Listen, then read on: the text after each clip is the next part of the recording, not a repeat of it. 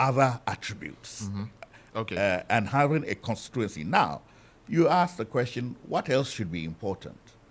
Yeah. You and I know, are you with me? I mean, responding to the critics, his critics, the first thing his critics always go to Yes. is that he's been a member of this government which has plunged us into a mess. Jesus And he was a was part of the government for 7 years or so until he resigned. And he resigned because he wasn't too happy with processes leading up to choosing the flag bearer of the party. They're So- entitled to have yeah, those so opinions. that doesn't The make him question really the question independent of the political establishment, What is really the significance Yeah. of those criticisms? Jesus was a Jew. It didn't stop him from bringing salvation to the Gentiles. Right. St. Paul, are you with me? He was a murderer of Christians. It didn't stop him from, after the revelation, becoming a champion for Christianity. Right. Are you with me? Right. David was the smallest boy in the house. It didn't stop him from lowering the biggest giant everybody had ever seen. So in the scheme of the world, are you with me? Sometimes the improbable is what becomes the possible, not the possible as you see it. Okay. So, and this is one of the attributes which we felt as an alliance was important, because here we have a political space which essentially is non-aligned.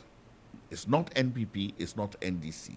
And you know how much we have been struggling in this wilderness all these years, from 1992 when we had 11% of the vote till now when all the group together cannot even get 1% of the vote. So something different needs to happen.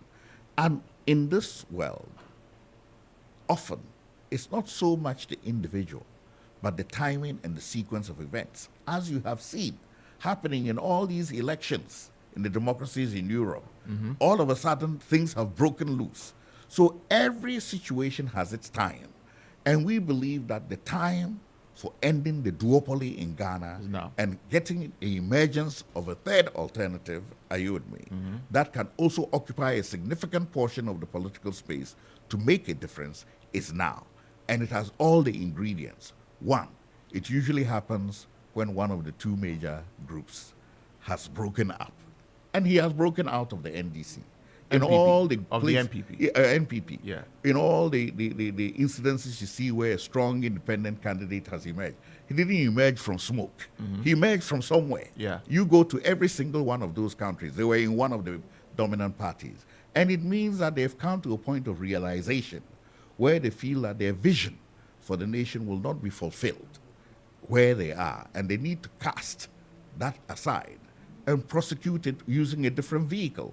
Now, we all have been working to build that vehicle, and we have now built that vehicle, and it is the Alliance for Revolutionary Change. And so there are many good reasons why Ghanaians should be confident, are you with me? In that the if we were alliance. groping in the darkness for all these 32 years, and we couldn't find the doorway to an alternative for a third force, this election, 2024, is the watershed moment where that is going to happen. And it's not just in Ghana. If you look around the world, all over, it's happening. Why should Ghana be an exception?